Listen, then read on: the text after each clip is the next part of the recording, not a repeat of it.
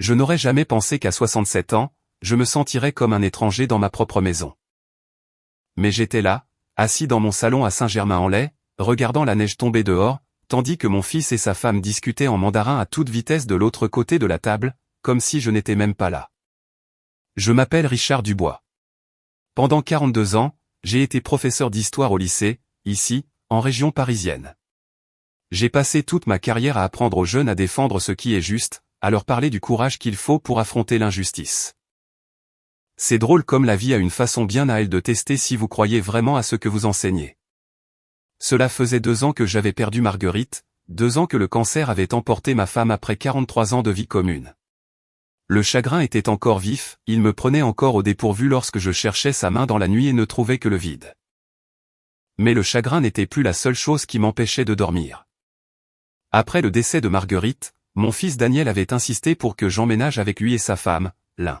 « Papa, tu ne peux pas gérer cette grande maison tout seul, » avait-il dit, la voix pleine d'inquiétude. « Viens vivre avec nous.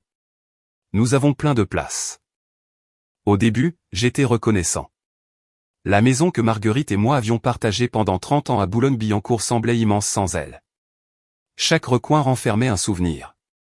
Chaque pièce résonnait de son absence. J'ai donc vendu la maison, placé l'argent à la banque et emménagé chez Daniel à Saint-Germain-en-Laye. Lynn avait immigré de Shanghai il y a 6 ans.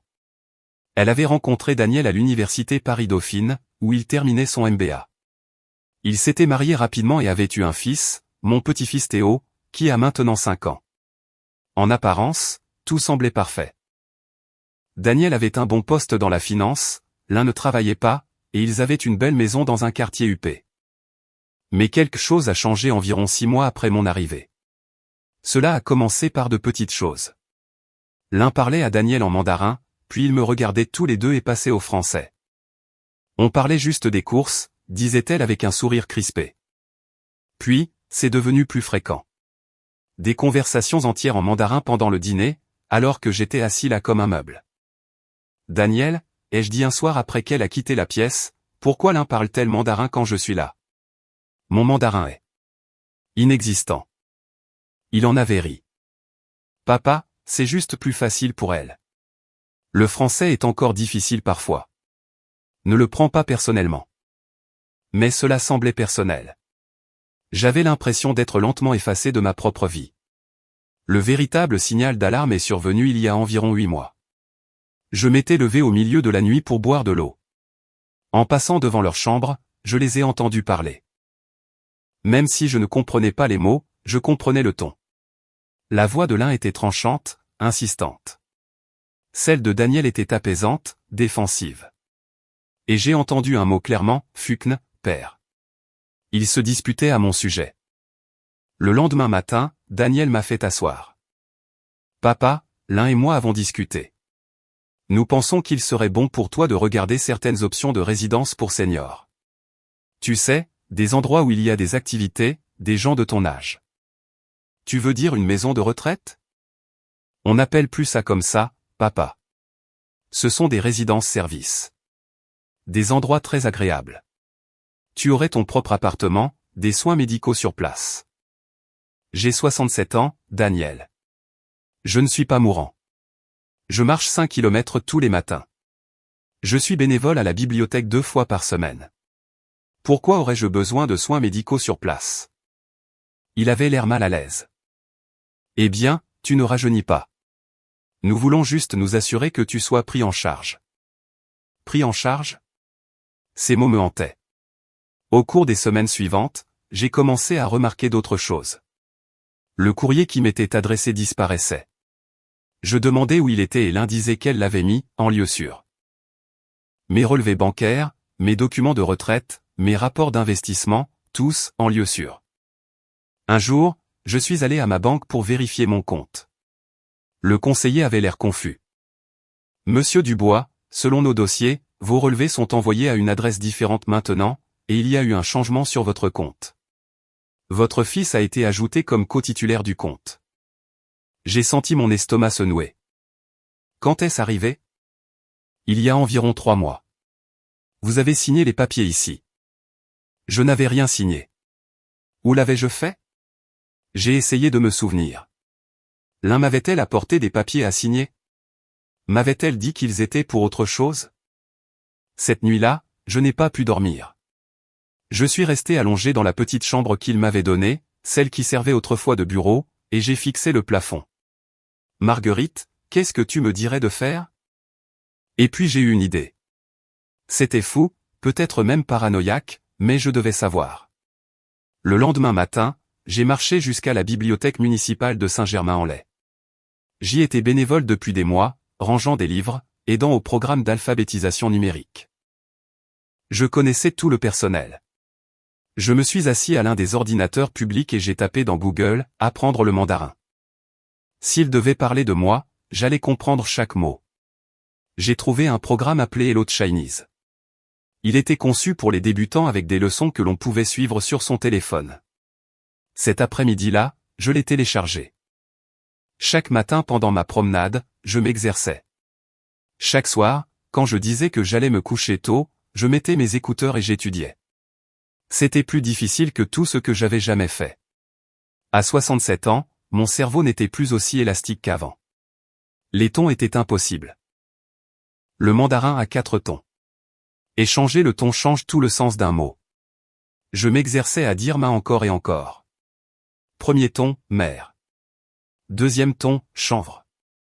Troisième ton, cheval. Quatrième ton, gronder.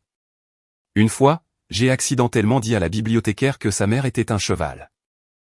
Elle a ri.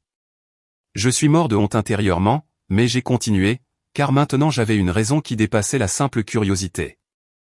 Environ 2 mois après le début de mes études, j'étais assis au petit déjeuner quand l'un a pris un appel téléphonique. Elle est allée dans le salon, mais n'a pas fermé la porte.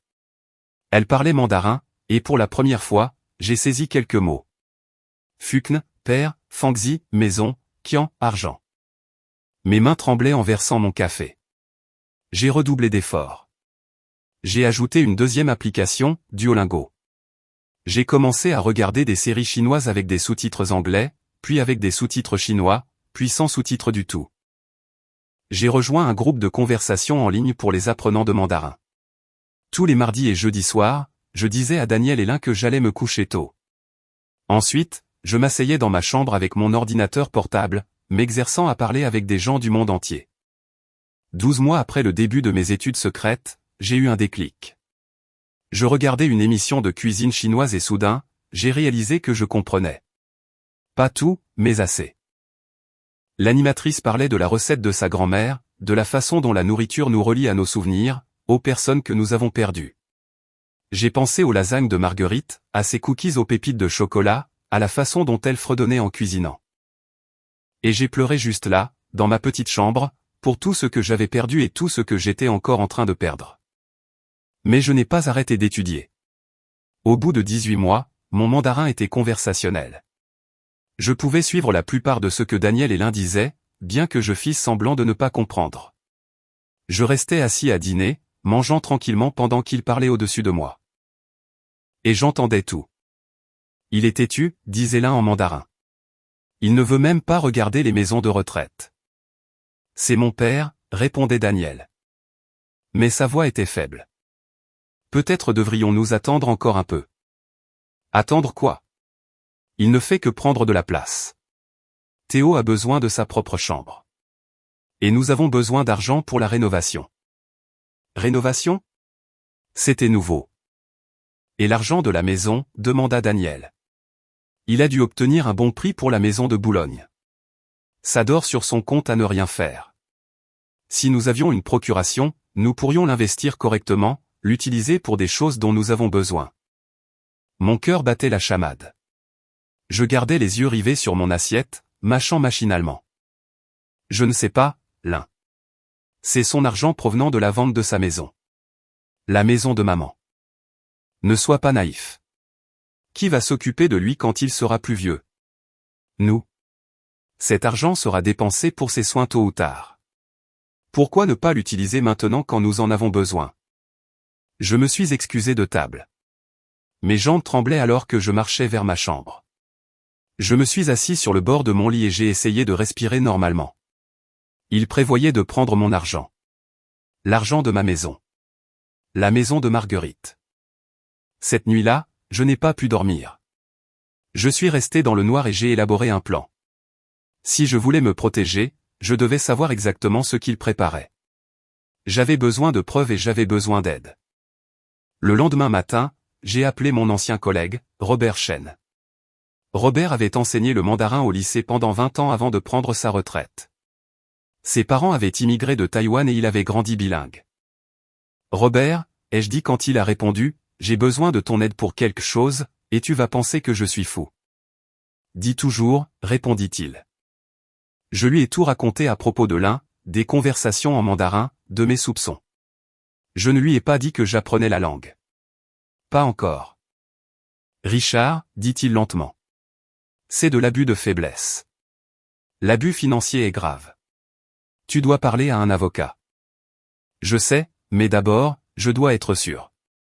Je dois comprendre exactement ce qu'il prévoit. Qu'est-ce que tu veux que je fasse? J'ai besoin que tu m'apprennes la terminologie juridique en mandarin. Termes immobiliers, termes bancaires, procuration, des choses comme ça.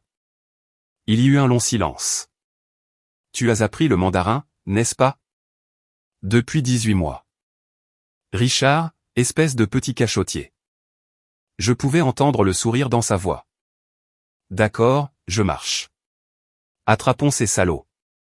Au cours du mois suivant, Robert et moi nous sommes rencontrés 3 fois par semaine chez Paul. Autour d'un café et de quelques chouquettes, il m'a enseigné le vocabulaire dont j'avais besoin. Contrat, signature, virement, titre de propriété, fiducie, bénéficiaire. Chaque mot qui pouvait survenir dans une transaction immobilière ou une discussion financière. Ta prononciation est plutôt bonne, a dit Robert un après-midi, pour un vieux blanc. Attention ou je dirai aux gens que tu m'as appris à dire que ta mère est un cheval. Il a ri. C'était toi. Les bibliothécaires en parlent encore. Mais le rire s'est vite estompé. Richard, qu'est-ce que tu vas faire quand tu auras tout compris? Quand tu auras des preuves? Je ne sais pas encore, ai-je admis, mais je trouverai bien. La percée a eu lieu en février. La France était saisie par une vague de froid brutal. Le genre de temps qui vous fait demander pourquoi on vit ici. La température était restée négative pendant une semaine. L'un a pris un appel téléphonique dans le salon. J'étais assis à la table de la cuisine, soi-disant en train de lire le Figaro. Mais j'écoutais. Oui, je comprends, dit-elle en mandarin. Mardi prochain à 10 heures. Oui, nous serons là tous les deux. Non, pas encore. Il ne sait pas. Elle a baissé la voix, mais j'ai entendu. Une fois que nous aurons la procuration signée, nous pourrons avancer sur la vente de la propriété. Mon sang s'est glacé. Quand Daniel est rentré ce soir-là, ils sont allés directement dans leur chambre. Je me suis déplacé silencieusement vers le couloir, le cœur battant. À travers la porte, je les ai entendus parler. L'un, l'avocat a dit que si nous pouvons lui faire signer les documents de procuration, nous pouvons mettre la maison en vente d'ici 1 mois. Daniel, quelle maison? Il a vendu sa maison il y a 2 ans. L'un, la maison de campagne en Sologne, espèce d'idiote. Celle qu'il a héritée de ses parents. Je me suis agrippé au mur. La maison de campagne. Je l'avais complètement oubliée. Elle était dans ma famille depuis 60 ans. Mes parents me l'avaient laissée, mais je n'y étais pas allé depuis la mort de Marguerite. Elle se trouvait au bord d'un étang, à 2h30 au sud de Paris. Un bien immobilier de premier choix. Elle valait facilement 500 000 €, peut-être plus. Daniel, mais cette maison est dans sa famille depuis toujours. On ne peut pas juste la vendre. L'un, on ne la vend pas. C'est lui qui la vend. Une fois qu'il signe la procuration, il nous donne la permission de gérer ses affaires. C'est parfaitement légal. Daniel, ça ne me semble pas juste. L'un, tu veux envoyer Théo dans une école privée ou pas? Tu veux rénover la cuisine? Ton père est assis sur plus d'1 million d'euros d'actifs. Il est à une chute près de la maison de retraite de toute façon. Nous sommes sa famille. Nous devrions en profiter. À une chute près. Les mots résonnaient dans ma tête. Cette nuit-là, j'ai appelé Robert. Ils en veulent à la maison de Sologne, lui ai-je dit. Et ils ont rendez-vous chez l'avocat mardi. As-tu des documents? quelque chose par écrit? Non. Tout est verbal, en mandarin. Alors tu dois les enregistrer. En France, l'enregistrement à l'insu peut être irrecevable au pénal, mais c'est une preuve pour toi-même et pour confronter la situation. Et si c'est pour prouver un abus de faiblesse, ça peut être utile. Robert, ils ne reconnaissent même pas que je suis dans la pièce. Encore mieux. Enregistre tout. Je suis allé à la Fnac le lendemain et j'ai acheté un petit enregistreur numérique, le genre qu'utilisent les journalistes. Il tenait dans la poche de ma chemise. Pendant la semaine suivante, j'ai enregistré chaque conversation au dîner, chaque appel téléphonique que je pouvais entendre, chaque dispute qu'ils avaient en mandarin pendant que j'étais assis dans le salon à faire semblant de regarder le match du dimanche soir à la télé. Le lundi, j'avais 7 heures d'enregistrement. Robert m'a aidé à traduire et à transcrire les parties importantes. L'épreuve était accablante. Il planifiait cela depuis des mois, vendre la maison de campagne, utiliser l'argent de ma maison de Boulogne pour des rénovations, et finalement me placer en établissement de soins de longue durée et louer ma chambre. C'est suffisant, a dit Robert. Apporte ça à un avocat aujourd'hui. J'ai appelé l'ancienne avocate de Marguerite, Dorothée Chêne. Oui, une autre Chêne. Paris en est plein. Dorothée était spécialisée dans le droit des aînés et nous avait aidés avec nos testaments il y a des années. Monsieur Dubois, dit-elle quand je suis entré dans son bureau cet après-midi-là. Je suis tellement désolé pour Marguerite. Que puis-je faire pour vous? Je lui ai tendu les transcriptions. J'ai besoin de me protéger de mon fils. Elle les a lues, son expression s'assombrissant à chaque page. Quand elle a fini, elle m'a regardé avec quelque chose qui ressemblait à de la fureur dans les yeux. C'est de l'abus de faiblesse et une tentative de spoliation. Nous devons agir immédiatement. Savez-vous s'ils ont un rendez-vous demain? Oui, c'est pour ça que je suis ici. Bien. Voici ce que nous allons faire. Dorothée a travaillé vite. À la fin de la journée, elle avait préparé une requête pour empêcher toute modification de mes propriétés ou de mes comptes. Elle avait envoyé une lettre à l'avocat de Daniel Hélin, les informant que j'étais représenté, et elle avait fixé un rendez-vous avec ma banque pour le mercredi matin afin de retirer Daniel de mes comptes et de changer tous mes codes d'accès. Avez-vous un endroit sur où aller? Demanda-t-elle. Parce que quand ils découvriront cela, il pourrait y avoir un conflit. Je resterai chez Robert quelques jours. Bien. Et Monsieur Dubois? Mardi, quand ils iront à leur rendez-vous chez l'avocat, je veux que vous veniez avec eux. Je l'ai fixé. Venir avec eux? Oui. J'y serai aussi. Il est temps de leur faire savoir que vous comprenez chaque mot de ce qu'ils disent. Le mardi matin est arrivé, clair et froid. Le soleil se reflétait sur la neige, rendant tout douloureusement lumineux. Daniel Hélin s'habillait pour le rendez-vous. J'étais assis à la table de la cuisine en train de boire du café quand Daniel est descendu. Papa, l'un et moi devons sortir quelques heures pour rencontrer quelqu'un au sujet d'une assurance vie. Des trucs ennuyeux. Assurance vie, c'est ça? En fait, dis-je dans un français parfait, je pense que je vais venir avec vous. L'un est apparu en bas des escaliers. Ce n'est pas nécessaire, dit-elle rapidement. C'est juste de la paperasse. J'insiste, ai-je dit. Je ne suis pas beaucoup sorti ces derniers temps. La promenade me fera du bien. Ils ont échangé des regards. Je pouvais voir la mâchoire de l'un se serrer, mais il ne pouvait pas vraiment refuser sans éveiller les soupçons. Le trajet jusqu'au bureau de l'avocat à la Défense a pris 45 minutes avec les bouchons. Personne ne parlait. La tension dans la voiture était suffocante. J'étais assis sur la banquette arrière, regardant les rues familières défiler, et je pensais à Marguerite. Elle aurait su quoi faire. Elle savait toujours. Nous sommes entrés dans un immeuble de bureaux près de la Grande Arche. Daniel s'est garé et nous sommes tous sortis.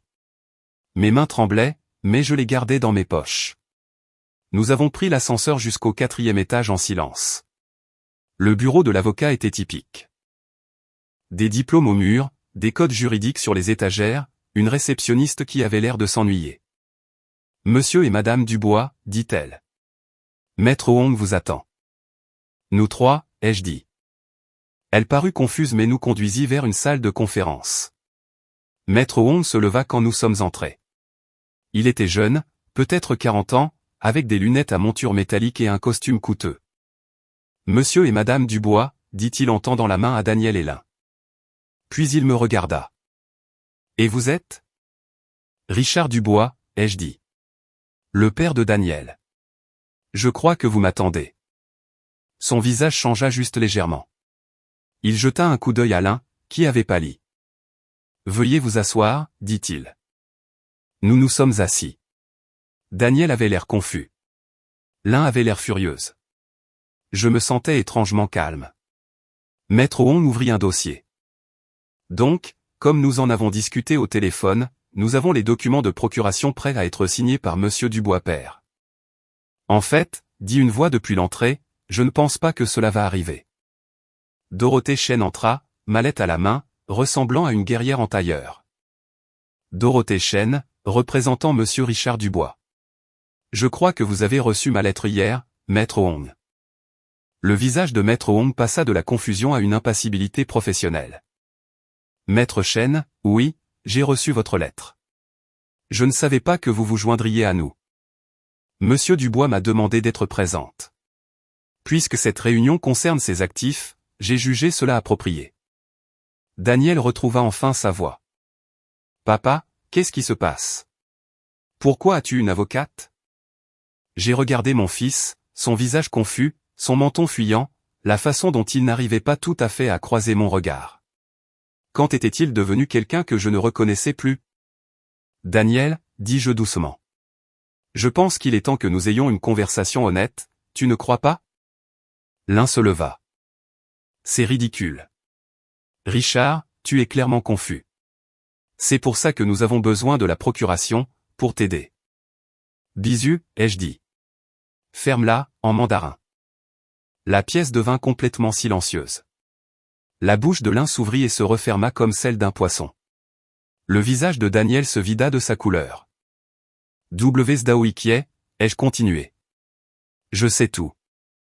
Et puis j'ai commencé à parler en mandarin de la maison de campagne, de leur projet de la vendre, de la rénovation de la cuisine qu'ils voulaient faire avec mon argent, de la façon dont l'un m'avait traité de fardeau. De la façon dont elle avait dit que j'étais à une chute près de la maison de retraite, de la façon dont il planifiait depuis des mois de prendre le contrôle de mes biens. J'ai parlé pendant 5 minutes d'affilée. Chaque mot que j'avais entendu, chaque conversation que j'avais enregistrée, chaque plan qu'ils avaient fait.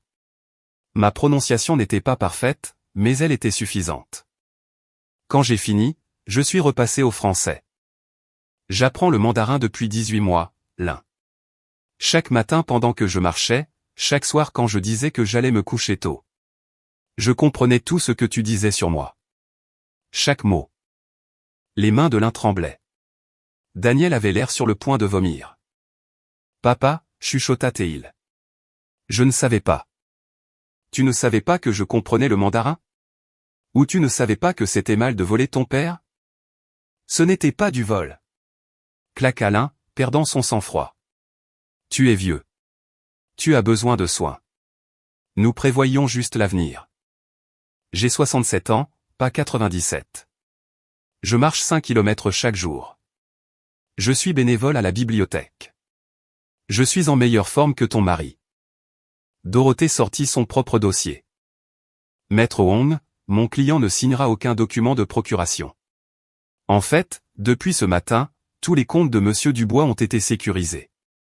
Son fils a été retiré en tant que co-titulaire. La propriété en Sologne a été placée sous une protection juridique spécifique et nous avons déposé une main courante concernant l'abus financier. La police? La voix de Daniel se brisa. Tentative d'abus de faiblesse, clarifia Dorothée. Rien n'a été réellement pris grâce à la vigilance de Monsieur Dubois. Mais en France, c'est une affaire sérieuse. Maître Wong ferma son dossier. Je pense que cette réunion est terminée. Monsieur et Madame Dubois, je vous suggère de chercher un conseil juridique indépendant. Nous nous sommes tous levés. Alors que nous nous dirigions vers la porte, Daniel m'attrapa le bras. Papa, s'il te plaît. On peut en parler. Je suis désolé. Je suis tellement désolé. J'ai regardé sa main sur mon bras, puis son visage. J'y ai vu de la peur et de la honte, mais j'ai aussi vu autre chose. Du soulagement, peut-être? Comme si une partie de lui était contente que ce soit fini. Daniel, dis-je doucement. Ta mère a passé toute sa vie à t'apprendre à défendre ce qui est juste.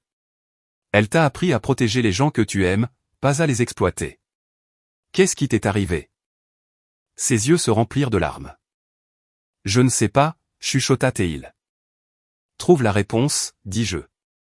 Parce que pour l'instant, je ne suis pas sûr de savoir qui tu es encore. J'ai quitté le bureau avec Dorothée.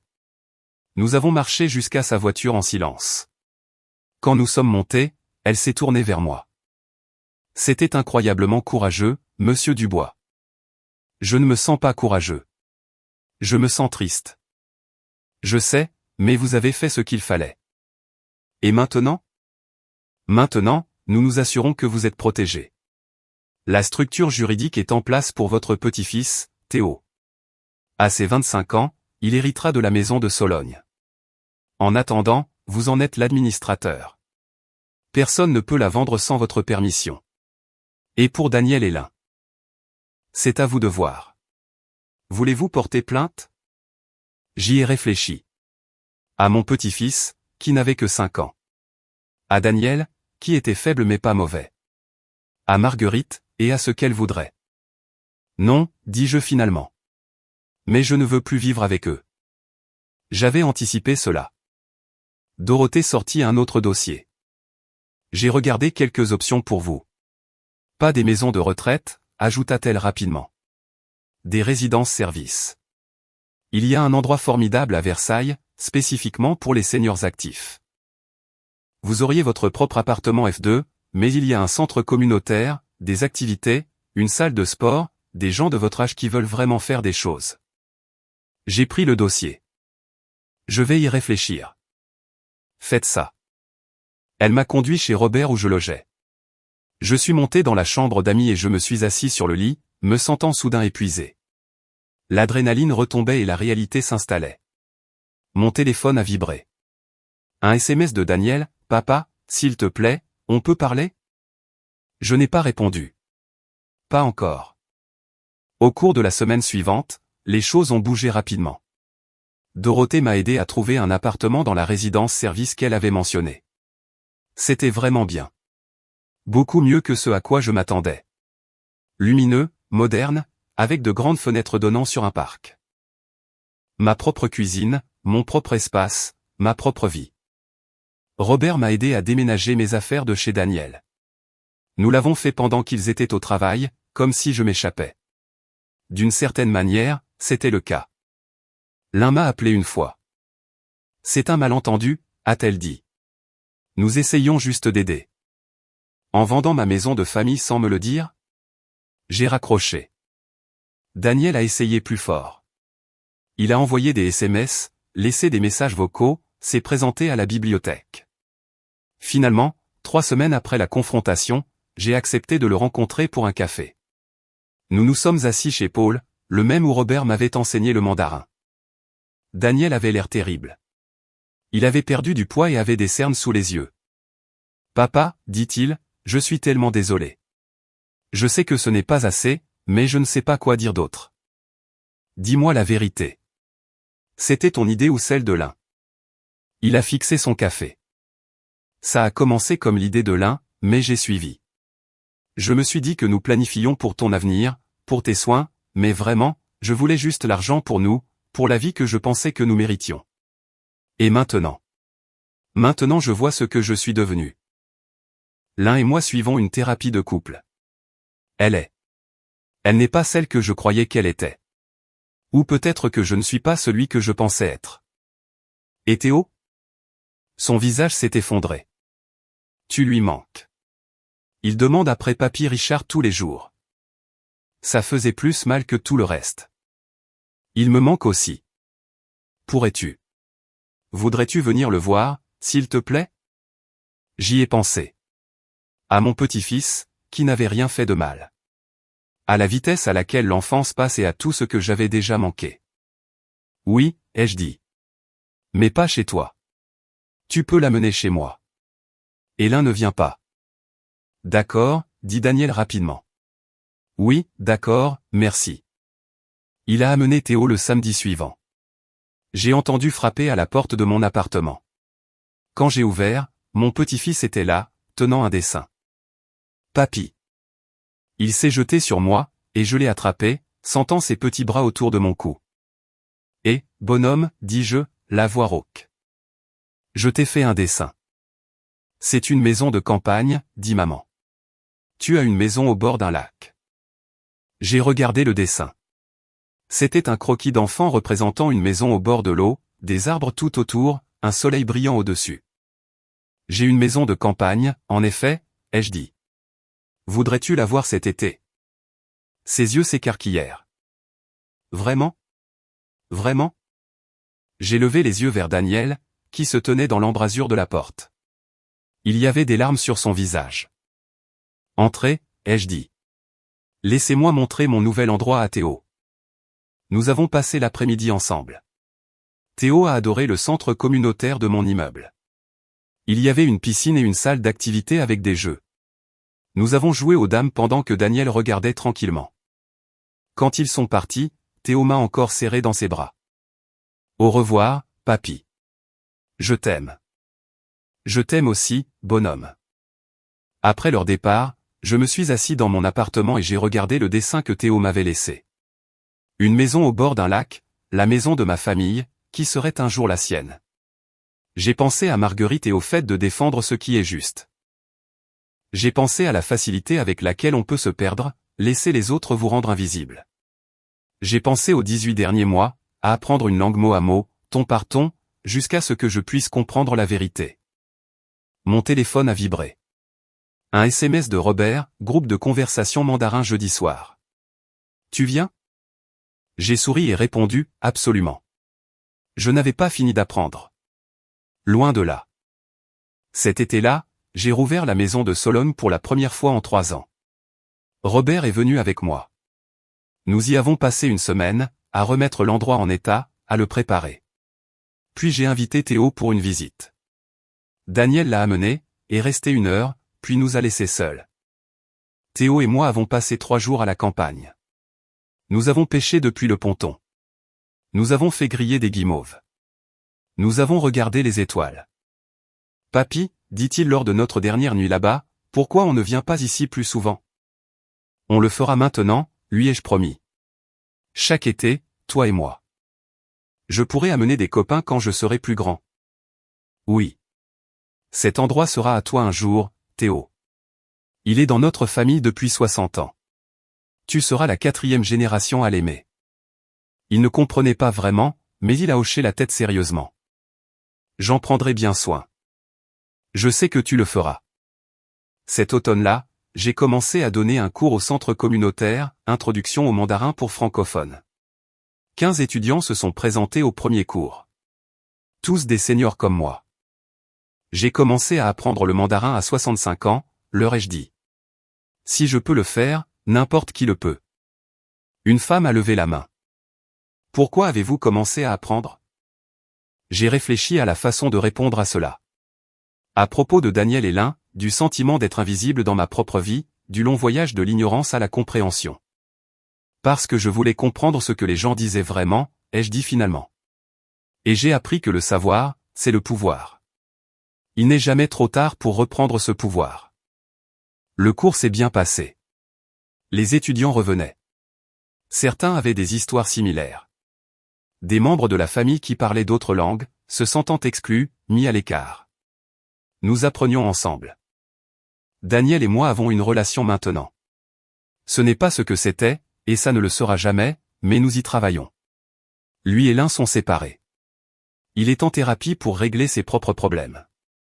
Lin est retourné à Shanghai. Je ne sais pas s'ils se réconcilieront. Et honnêtement, je ne suis pas sûr que cela m'importe. Ce qui compte, c'est Théo. Je le vois chaque semaine. Nous allons au musée du Louvre, à la Cité des Sciences, voir des matchs de foot. L'été, nous allons en Sologne. Il apprend à nager, à pagayer en canoë, à identifier les arbres. La semaine dernière, il a dit quelque chose en mandarin, une phrase que sa mère lui avait apprise avant de partir. W à accent grave N, yéyé. Je t'aime, papy. Et je lui ai répondu en mandarin. Théo, le visage illuminé. Tu connais le chinois un petit peu? Un petit peu, ai-je dit. Tu veux que je t'en apprenne plus? Oui. Alors maintenant, nous apprenons ensemble. Français et mandarin, grand-père et petit-fils, construisant des ponts là où il y avait autrefois des murs. Le mois dernier, Dorothée m'a appelé. Richard, je voulais vous dire quelque chose. Après votre affaire, j'ai eu 3 autres clients qui se sont présentés avec des situations similaires. Des enfants adultes essayant de profiter de parents vieillissants. Votre courage les a inspirés à parler. Je suis content d'avoir pu aider. Vous avez fait plus qu'aider. Vous m'avez rappelé pourquoi je fais ce métier. Après avoir raccroché, je me suis assis dans mon appartement en regardant le parc. Les feuilles changeaient de couleur, des rouges et des ors brillants contre le ciel d'automne. J'ai pensé aux 2 dernières années, à tout ce que j'avais perdu et à tout ce que j'avais gagné. Marguerite, je l'ai fait. Je me suis défendu. J'ai appris. Je me suis sauvé. Et quelque part, j'aime à penser qu'elle souriait. J'ai 68 ans maintenant. Je marche mes 5 kilomètres tous les matins, je donne mon cours de mandarin 2 fois par semaine, je suis bénévole à la bibliothèque et je passe chaque samedi avec mon petit-fils. L'été prochain, Théo et moi prévoyons un voyage de camping dans le parc naturel du Morvan. Les gens me demandent parfois, ne regrettez-vous pas d'avoir appris le mandarin? N'aurait-il pas été plus facile de ne pas savoir? Et je leur dis la vérité. L'ignorance n'est pas une bénédiction. C'est juste de l'ignorance. Le savoir m'a rendu ma vie. Hier, j'ai reçu un email d'une de mes étudiantes en mandarin. Elle a 72 ans et apprend depuis 6 mois. Richard, a-t-elle écrit, je viens d'avoir ma première conversation complète en mandarin avec ma belle-fille. Elle était tellement surprise. Elle m'a dit qu'elle était fière de moi. Merci de m'avoir montré qu'il n'est jamais trop tard. Il n'est jamais trop tard. C'est ce que je veux que les gens comprennent. Que vous ayez 60, 70, 80 ou 90 ans, il n'est jamais trop tard pour apprendre quelque chose de nouveau, pour vous défendre, pour reprendre votre pouvoir. Il faut juste être prêt à faire le travail. Mot par mot, jour après jour, ton après ton. Et un jour, vous vous réveillerez et réaliserez que vous comprenez. Pas seulement la langue, mais vous-même. De quoi vous êtes capable, ce que vous méritez, qui vous êtes vraiment. C'est la vraie leçon que j'ai apprise. Pas le mandarin, bien que ce fût utile. La vraie leçon était celle-ci, on n'est jamais trop vieux pour se sauver soi-même.